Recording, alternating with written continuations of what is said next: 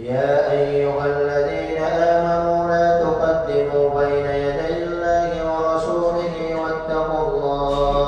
واتقوا الله إن الله سميع عليم. يا أيها الذين آمنوا لا ترفعوا أصواتكم فوق صوت النبي ولا تجهروا له بالقول كجهر بعضكم لبعض أن تحبط أعمالكم وأنتم لا تشعرون. إن الذين يغضون أصواتهم عند رسول الله أولئك الذين امتحن الله قلوبهم للتقوى لهم مغفرة وأجر عظيم. إن الذين ينادونك من وراء الحجرات أكثرهم لا يعقلون. ولو أنهم صبروا حتى تخرج إليهم لكان خيرا لهم والله غفور رحيم. يا أيها الذين آمنوا إن جاءكم فاسق بنبأ فتبينوا أن تصيبوا قوما بجهالة فتصبحوا على ما فعلتم نادمين. واعلموا أن فيكم رسول الله لو يطيعكم في كثير من الأمر لعنتم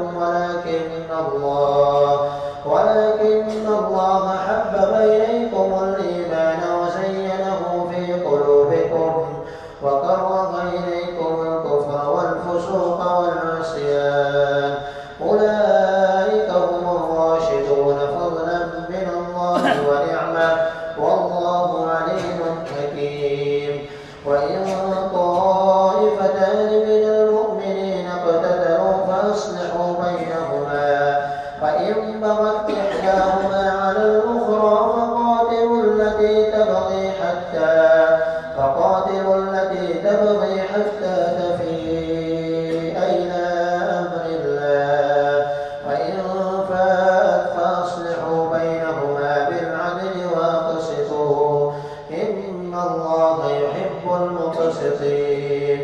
إنما المؤمنون إخوة فأصلحوا بين أخويكم واتقوا الله لعلكم ترحمون.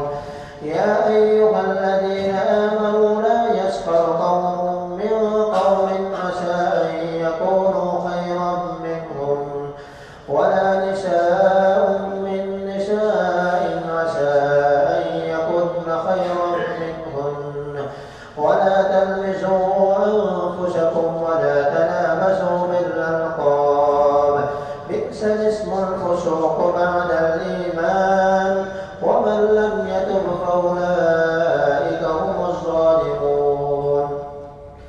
يا أيها الذين آمنوا اجتنبوا كثيرا من الظن إن بعض الظن إثم ولا تجسسوا ولا يغتب بعضكم بعضا أيحب أحدكم أن يأكل لحم أخيه ميتا فكرهتموه واتقوا الله إن الله تواب رحيم.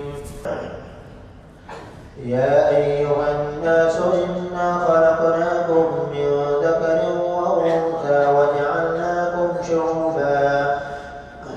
وجعلناكم شعوبا وقبائل لتعارفوا إن أكرمكم عند الله يتقاكم إن الله عليم خبير. قالت الأعراب آمنا قل لم تؤمنوا ولكن قولوا أسلمنا ولما يدخل الإيمان في قلوبكم وإن تطيعوا الله ورسوله لا يلدكم من أعمالكم شيئا إن الله غفور رحيم.